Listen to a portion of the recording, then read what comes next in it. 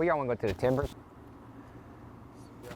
And then we'll fall behind y'all. We'll get up with a local officer or something, let them check, and just rotate the dogs. Yeah, it's been 3 months. We just finished up about, I guess, a week ago. We got all these dogs certified. They hit the road the day before opening day of rifle season. Here we are at Mahannah WMA in the Delta on a canine detail. We brought all 4 dogs up here for like a show of force, kind of get out to the public. Hey, this is the canines we have. We're not going to tolerate overtaking of our natural resources. We're going to go down here to the very end and check some duck hunters, make sure they're all in compliance. Just make sure they don't have no concealed ducks. We'll set up a exit checkpoint where the local officers would check while we run the dogs around the vehicles. Throw these down? Yeah. All right. He is a wildlife detection dog. So if you have any ducks hid or like deer meat hid, yeah, that's what we're looking for. Yeah.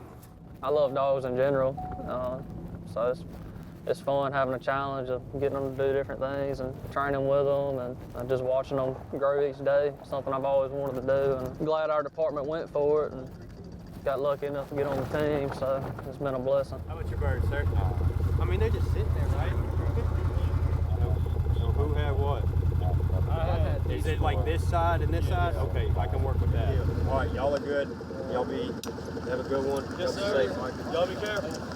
My uncle and my wife's granddaddy had squirrel dogs, and I ended up getting one of my own, and I've been working with her. And anyway, I've had a lab before, and I trained her myself. Driver's license. All right, to give you a citation for not checking in at WMA, just contact Issaquah County Justice Court by the 4th day of January 2024. You can contact them at that phone number at the bottom. I started working dogs back in 2003 when I was on active duty military for the Army.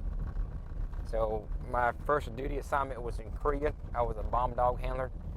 And I actually, while I was in Korea, got to do a bomb sweep for President Bush.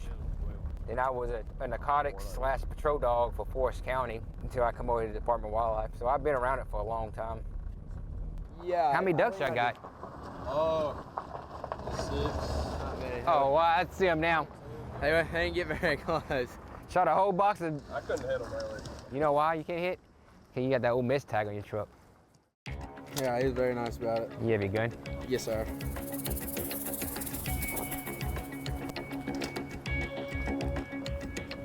That's the only ducks I got. All our dogs are what we call floppy ear. They're non-aggressive breed, like labs. They're certified on search and rescue, evidence recovery, which is like weapons and shell casings. Then wildlife protection, what covers small game, fish, deer, waterfowl, and soon to be alligators too. Ooh, that's a good boy. Y'all have birds in that container already? Had birds in here? We've had some in there before, not today. Yeah. You got your check-in on here? Yes. All right. 0. Yeah, that dog was spawning on that boat. Oh, yeah. There's been birds on that boat. Sir? When was the last time there's been a dead duck in this boat? What, y'all are in Oklahoma? Not long ago. We just got back from Oklahoma. What's your difference that long ago? Like this week. They killed birds. Oh, I know. Birds on that boat. Oh, I know. There ain't no reason why Ricky didn't lock up like that. I think I'm gonna run my dog down there. How far did just walk down the side of the road, see if they hit on anything? Yeah. We're excited for being on the WMA doing the closed jar. It's going to be the same as this. It's will not be in dry.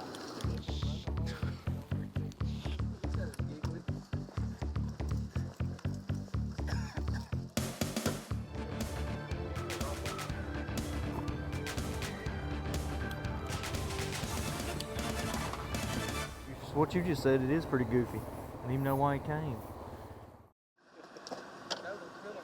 Department of Wildlife, Fisheries and Parks has been cooperating with USDA, APHIS, Wildlife Services to do monitoring for highly pathogenic avian influenza, which is otherwise known as bird flu.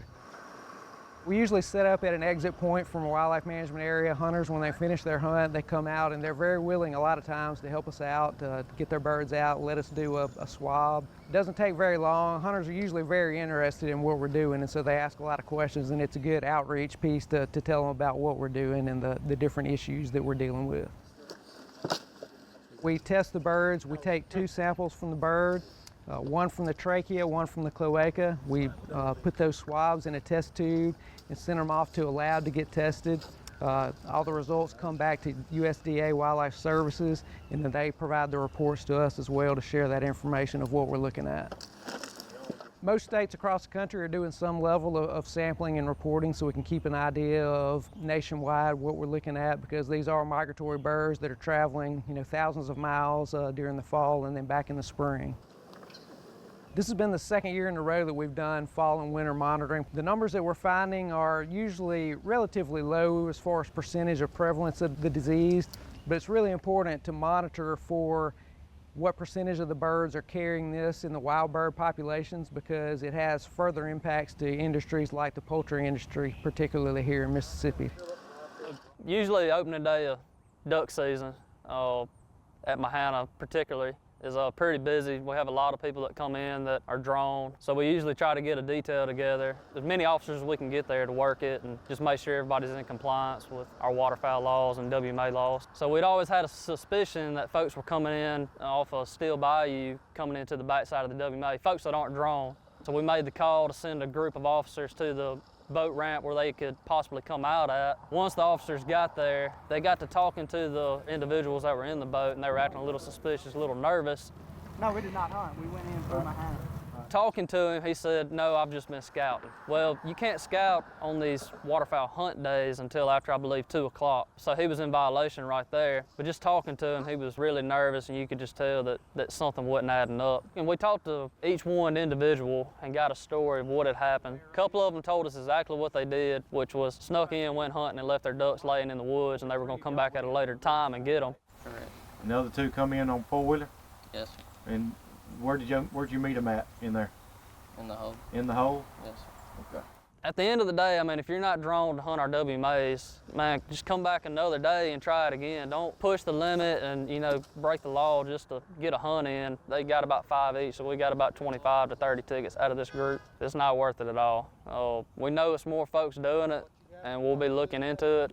I believe it's a common issue that's happening a lot. So these guys got caught, and I'm sure there'll be more that get caught, but it's absolutely not worth it.